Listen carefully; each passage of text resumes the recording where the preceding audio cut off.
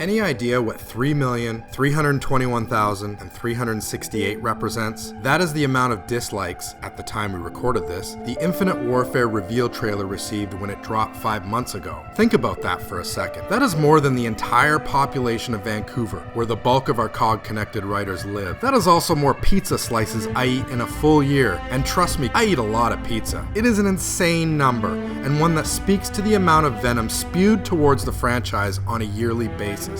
People love to hate Call of Duty. It's been that way for years. I don't try to understand it. It is what it is. Regardless, Activision's mega franchise is around to stay for the foreseeable future, and is back again this year with Call of Duty Infinite Warfare. This year, Infinity Ward is up to bat with a full 3 years development time to make what I consider their best Call of Duty game to date. Yes, I get it. Call of Duty 4 Modern Warfare was mind-blowing at the time, and widely regarded as one of the best COD games of all time. Yet the series has made some significant strides in nearly every department over the past 9 years. Going back and playing Modern Warfare Remastered is a blast. It looks gorgeous, but it's also a reminder of how much the franchise has matured. Call of Duty is all grown up now with Infinite Warfare. All the things fans love are back. The epic set pieces, celebrity casts, snap controls, prestige ranking system, 60 frames per second, and even those annoying 12-year-olds who kick your ass online are back too. It looks and feels like yet another Call of Duty game. Despite this, Infinity Ward have crafted themselves a game that is all about maintaining a high level of entertainment. It's just about having fun. Nothing in this Infinite Warfare package feels mailed in. The game will put a smile on your face, and isn't that what it's all about? Before I get into the multiplayer and zombies mode, I'll share with you some of my impressions of Infinite Warfare's single-player campaign. Overall, it's solid. It involves a straightforward story set in a futuristic setting. It isn't linked to any other Call of Duty games, and there isn't a confusing, branching dual storylines to follow.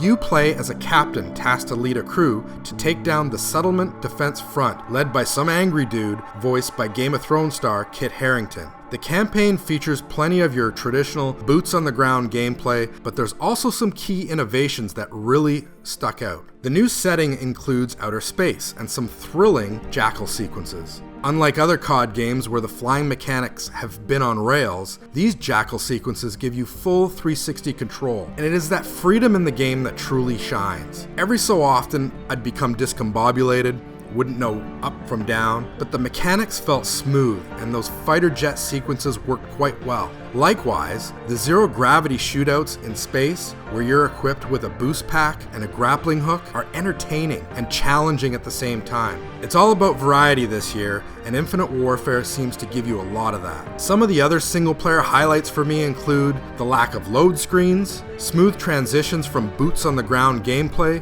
to flying in outer space, the central hub where you can view your progression, and side missions. Yes, this Call of Duty has side missions. These missions unlock as you progress, and you're given the opportunity to tackle these missions whenever you please. All in all, I counted 31 different acts and missions in the campaign, which took me around 8 hours to complete. This is pretty standard for Call of Duty game, but I found it to be the appropriate length. Any more, and it would have felt boring. Any less, and I don't think I would have felt like I got my money's worth. Infinite Warfare's multiplayer mode clearly takes the if it ain't broke, then don't fix approach, and that's okay. Infinity Ward isn't about to alienate an entire fan base, and I don't blame them. There is, however, a new Defender mode to go along with new weapons, lethals, tacticals, maps, combat rigs, and there's no denying Infinite Warfare's multiplayer feels more like an extension of what we've already been playing the past few years. Regardless, the multiplayer is rich and it's deep. Domination and Kill Confirm remain my personal favorites, but every mode fans have come to enjoy are back. The maps themselves are incredibly balanced and look absolutely stunning. They just seem far more vibrant this year. All the maps feature that 2 to 3 lane structured engagement, and they feel fresh and unique. The games are fast, they're frantic, and there's enough going on outside the game with leveling up, salvage, customizations, and those loot crates to keep you entertained all year long. But if you've come to Infinite Warfare looking for something entirely brand new in the multiplayer department, you've come to the wrong place. Last but not least is Infinite Warfare's Zombie Mode, which is quite easily the most fun I've had playing a Call of Duty Zombies game to date. Mind you, this year I never made it past level 11, I know, quite pathetic, and I feel like I barely scratched the surface of the mode, but the entire 1980s vibe is something that really resonated with me. Zombies in Spaceland, as it's called, transports you into an original storyline where you'll fight as one of 4 80s characters. The story is centered around you and your 3 cooperative characters who are aspiring actors that come upon a mysterious movie theater for an audition. After a series of events, the actors are transformed into characters on screen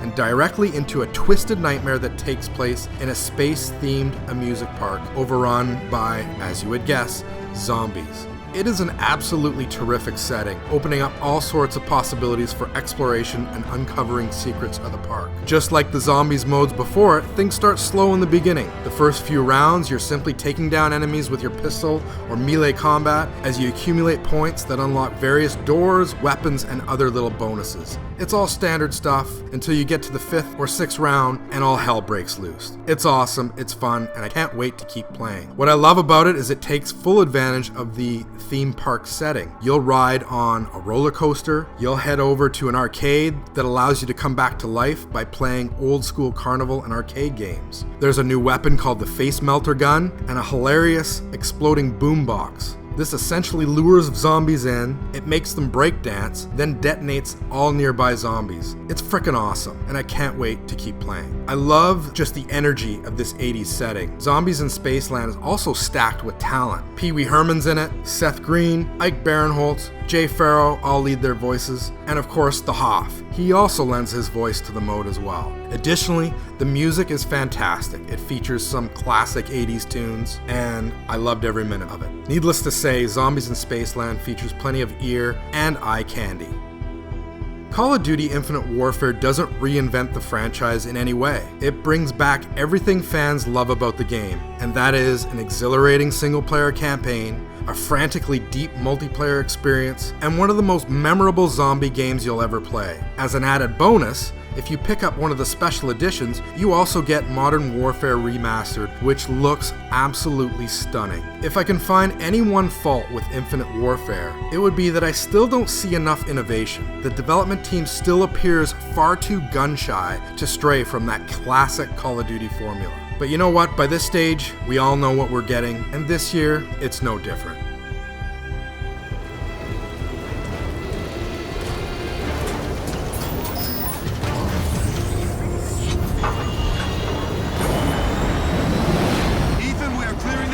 Blow the charges. Sir, charge relays are passed to your cockpit. Get clear and let her rip. Scars, clear the target. Blow the charges.